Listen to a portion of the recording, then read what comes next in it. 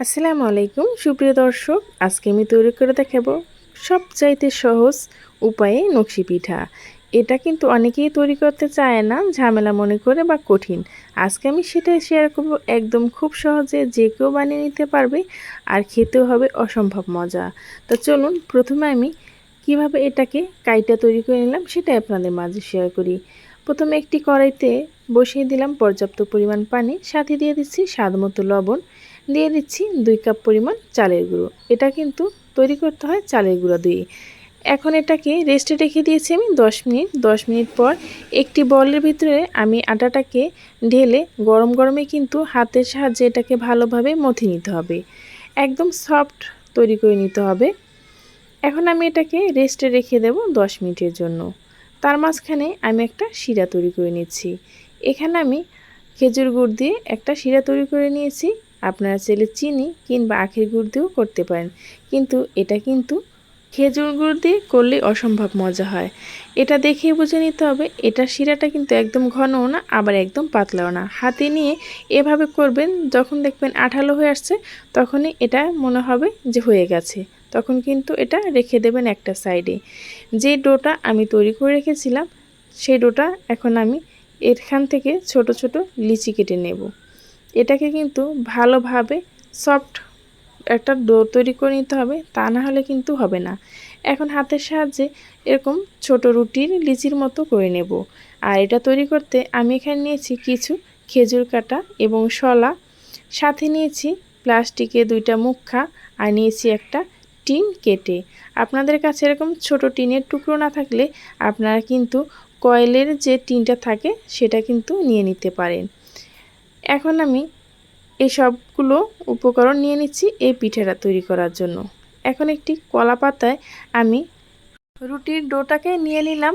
এখন এটা একটি ছোট্ট মুখার সাহায্যে আমি একটু শেপ দিয়ে নিচ্ছি, যাতে করে শেপটা খুব সুন্দরভাবে ফুলের মতন হয় আর সমান হয়। আপনারা চাইলে এখানে বরফ পাতার বদলে পলি কাগজটা ব্যবহার করতে পারেন। এখন যেরকম কিনার থেকে গোল দাগটা আছে সেই দাগ থেকে এভাবে ঘুরিয়ে একটু উপর থেকে টান দিলে কিন্তু একটা খুব সুন্দর ফুলের শেপ চলে আসবে। এখন যে টিনটা আমি কেটে নিয়েছি মানে ভাঁজ করে নিয়েছি, সেই টিনটা আমি একটু তেলের ভিতরে চুবিয়ে নিচ্ছি, যাতে করে খুব সুন্দরভাবে এই যে ডিজাইনটা চলে আসে সেই জন্য। আর এটা কিন্তু খুব সহজেই তৈরি করা যায়, দেখতেই পারছেন। আমি কিন্তু এই যে 2টা জিনিস দিয়ে খুব সহজেই এই ডিজাইনটা তৈরি করে ফেলেছি। আর তৈরি করা কতটা সহজ আর দেখতে কতটা সুন্দর সেটা কিন্তু আপনারা দেখেই বুঝতে পারছেন। এখন আমি এই একই প্রসেসে সবগুলো পিঠা কিন্তু তৈরি করে নিচ্ছি। আপনাদের সুবিধার্থে আরও একটি পিঠা আমি তৈরি করে দেখাচ্ছি। এই পর্যায়ে এসে যারা এখনও লাইক দেননি, প্লিজ একটি লাইক দিয়ে ভিডিওটি কন্টিনিউ করবেন। আমার এই ভিডিওর কোনো অংশ যদি আপনাদের কাছে ভালো লেগে থাকে, নতুন এবং পুরাতন আপুরা এখনও আমার চ্যানেলটি সাবস্ক্রাইব করেনি, তাদের কাছে চ্যানেলটি সাবস্ক্রাইব করার অনুরোধ রইল। এই তো দেখতেই পারছেন আমি কিন্তু একই প্রসেসে আরও একটা পিঠা তৈরি করে নিচ্ছি। খুব সহজে কিন্তু এই পিঠাটা তৈরি করা যায়। যারা কখনো এই পিঠাটা তৈরি করেননি, আমার এই রেসিপিটা দেখে একবার হলো বাসায় ট্রাই করবেন। আশা করি আপনারাও খুব সহজেই কিন্তু এই পিঠাটা তৈরি করে নিতে পারবেন, আর সবার মন জয় এমনিতেই করে নিতে পারবেন। এই তো এক এক করে আমি সবগুলো পিঠা তৈরি করে নিলাম, আর দেখতেই কতটা সুন্দর লাগছে। এই পিঠাটার 2টা টিপস ফলো করলেই আপনার কিন্তু পিঠাটা হবে একদম কুড়মুড়ে। এই পিঠাটা কিন্তু অনেকে ভাজার পরে খেতে পারেন না, অনেকটা শক্ত হয়। সেটার কারণ হলো এই পিঠাটা কিন্তু 2বারে ভেজে নিতে হয়। 2বার যদি ভেজে না নেওয়া হয় তাহলে কিন্তু এই পিঠাটা যখন শিরার ভিতরে দেবেন তখন কিন্তু শক্ত হয়ে যাবে। এখন আমি হালকা যখন গরম হয়ে আসবে তখন আমি এখানে পিঠাগুলো দিয়ে দিচ্ছি। আমি অল্প অল্প করেই পিঠাটাকে ভেজে নিচ্ছি। এখানে চুলার জালটা মিডিয়ামে রেখে আমি পিঠাটাকে ভেজে নেব 2 থেকে 3 মিনিট। এখন আমি প্রথম পর্যায়ে এই পিঠাটাকে বেশি ভেজে নেব না, আমি কিন্তু এই পিঠাটাকে আরও একবার ভেজে নেব সেই জন্য। এখন আমি হালকাভাবে এটাকে উল্টিয়ে পাল্টিয়ে দিচ্ছি। এই তো দেখতে পাচ্ছেন এটার কালারটা কতটুক চেঞ্জ হয়েছে। এটা কিন্তু বেশি চেঞ্জ হয়নি, হালকা একটু কালার চলে এসেছে। এই অবস্থায় কিন্তু আমি এই পিঠাগুলোকে উঠিয়ে নিচ্ছি। এরকম করে আমি সবগুলো পিঠাই কিন্তু ভেজে নিয়েছি এবং রেখে দেব একদিনের জন্য। এখন আমি এই পিঠাটাকে একদিন পরে আবার ভেজে নেব। ফিরে আসছি পরের দিন সকালবেলা।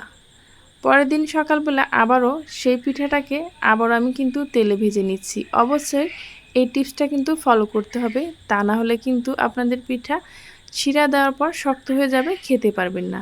আর এই টিপসটা যদি আপনি ফলো করে এই পিঠাগুলো তৈরি করেন তাহলে এই পিঠাটা ভাজার পরও মানে শিরা ভিজানোর পর অনেকটা নরম হবে, মুখে দিলে কিন্তু ভেঙে যাবে আর সংরক্ষণ করতে পারবেন অনেক দিন পর্যন্ত। এই তো এখন আমি চুলার জালটাকে মিডিয়ামে রেখে ভেজে নেব লাল লাল করে। দেখতে পাচ্ছেন কতটা সুন্দরভাবে ভেজে নিচ্ছি। অবশ্যই পিঠাটা কিন্তু পুড়ে ফেলা যাবে না। এখন আমি এটাকে একটি ছাঁকনির সাহায্যে উঠিয়ে নিচ্ছি। তেলটাকে ভালোভাবে ঝরিয়ে নিতে হবে। তবে অবশ্যই এই পিঠাটা ভাজার সময় একটু ধৈর্য ধরে ভেজে নিতে হবে, যাতে করে এই পিঠাটা ভিতর থেকে একদম ভাজা হয়ে যায়। এই তো আমি সবগুলো পিঠা এরকম করে ভেজে উঠিয়ে নিচ্ছি তেলটাকে ছাড়িয়ে। এখন যেই শিরাটা আমি তৈরি করে রেখেছিলাম সেই শিরার ভিতর এটাকে আমি চুবিয়ে নেব। আর শিরাটা ঠান্ডা হওয়ার পরে ঘনত্বটা দেখতেই পাচ্ছেন কীরকম। এই তো এখন আমি শিরার ভিতরে সবগুলো পিঠা এক এক করে চুবিয়ে নেব। 2 থেকে 5 মিনিট আমি শিরার ভিতরে ভিজিয়ে তারপরেই পিঠাগুলোকে উঠিয়ে নেব। এই পর্যন্ত যারা আমার সাথে ছিলেন তাদেরকে জানাই অসংখ্য ধন্যবাদ।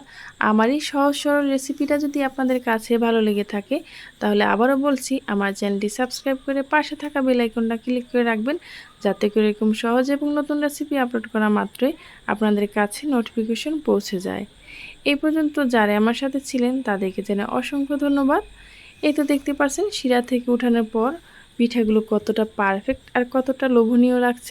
পরবর্তী ভিডিও পর্যন্ত সবাই ভালো থাকবেন, সুস্থ থাকবেন। আল্লাহ হাফেজ।